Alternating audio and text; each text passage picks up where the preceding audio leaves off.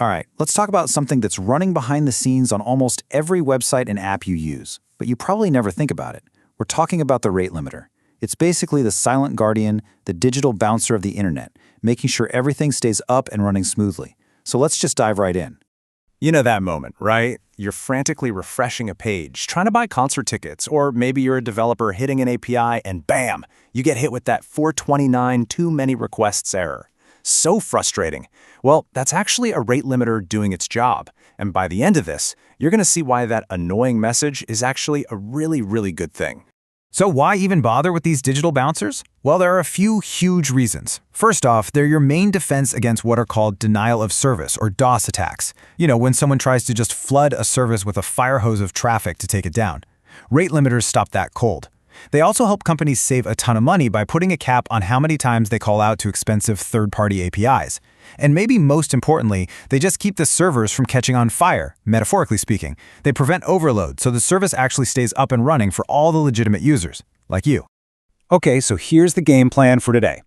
We'll kick things off with what this digital bouncer actually is. Then we'll figure out the best place to put it. After that, we'll get into the nitty-gritty algorithms, the counting game. We'll also tackle how to make this whole thing work in a huge distributed world. And finally, we'll wrap up with the rules, headers, and best practices. Let's get to it. So yeah, the internet's digital bouncer. That's really the core job of a rate limiter. In theory, it's super simple. It just controls how much traffic can come through. It puts a limit on the number of requests you or any service can make in a certain amount of time. You go over that limit, you get told, hey, slow down, you gotta wait. It's exactly like a bouncer at a popular club, just making sure the place doesn't get dangerously overcrowded. All right, next up, where does the limiter go? This is a really crucial first decision in our design because where you put this thing completely changes how well it works. Okay, so we've got a few places we can stick this thing. First, you could try putting it on the client side, in the user's browser or app. The problem, that's super unreliable. Anyone with a little bit of technical skill can just ignore it or fake it out. So that's a no-go. A much better option is putting it on the server side, right on your API servers for more control. But the recommended approach, the gold standard really, is to have it in its own special layer as middleware or what's called an API gateway. Think of it like a security checkpoint at an airport. It stops the excessive traffic before it even gets close to your main servers. This protects the entire system, not just one part of it. So, our bouncer is at the door. But how do they actually, count? How do they decide who's over the limit? This is the fun part. It's all about algorithms. There are a bunch of different ways to count requests, and, like everything in system design, each one comes with its own set of pros and cons. There's no one perfect answer. Let's kick things off with a really popular method called the token bucket algorithm. It's pretty clever. Just picture a bucket, and into this bucket, tokens are being added at a nice constant rate. Let's say, for example, one new token pops into the bucket every single second. Simple enough, right? Now, here's the rule. Every single request that wants to get through has to spend one token. It has to reach into the bucket and grab one. If there's a token in there, great, the request gets to pass.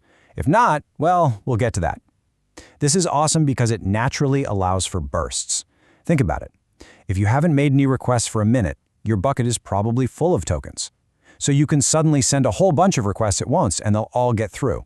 This is why major players like Amazon and Stripe love this method. So, what happens when that bucket is empty? It's simple. Any new request that comes along is just rejected, dropped. It has to wait until the system adds a new token to the bucket. The rule is absolute. No token, no entry. Okay, let's look at a different approach, one that's a bit more straightforward. The fixed window counter. The idea here is really simple. You just chop up time into fixed blocks, or windows, like every minute is a new window. And all you do is count the requests that come in during that 1-minute window. If the count goes over your limit, say 10 requests, you just start blocking everything else until the next minute starts. Sounds almost too easy, doesn't it? Oh yeah, because there's a huge catch, a massive flaw, actually. Imagine your limit is, say, 100 requests per minute. A savvy user could send 100 requests in the last 10 seconds of minute 1, and then another 100 requests in the first 10 seconds of minute 2. Both windows are technically fine, but in that 20-second period straddling the boundary, they just blasted you with 200 requests. Double your limit. This edge problem means you can get these huge spikes of traffic that completely bypass your limiter. So how do we fix that? The solution is called the sliding window counter. It's basically a hybrid approach that smooths things out.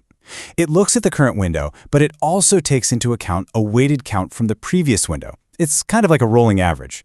This clever trick gets rid of those nasty spikes at the window edges and gives you a much more accurate picture of the request rate.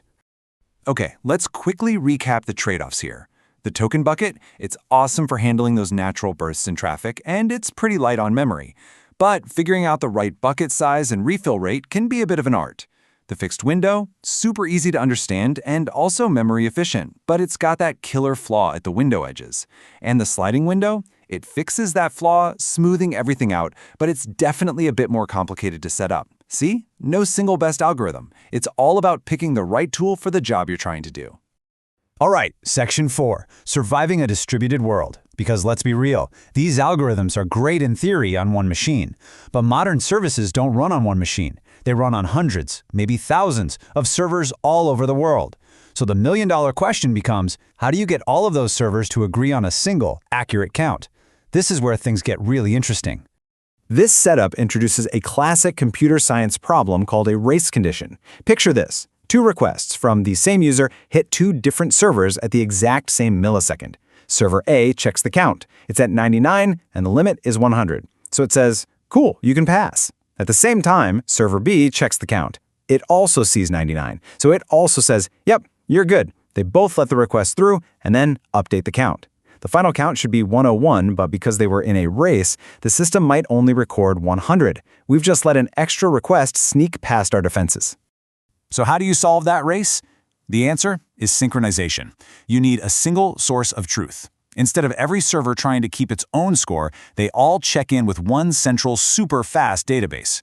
We're talking about an in-memory store like Redis. Everything reads from and writes to the exact same counter in Redis. This way, there's no confusion, no race conditions. Every server has the latest, most accurate count, which keeps our limits tight and, importantly, doesn't slow things down.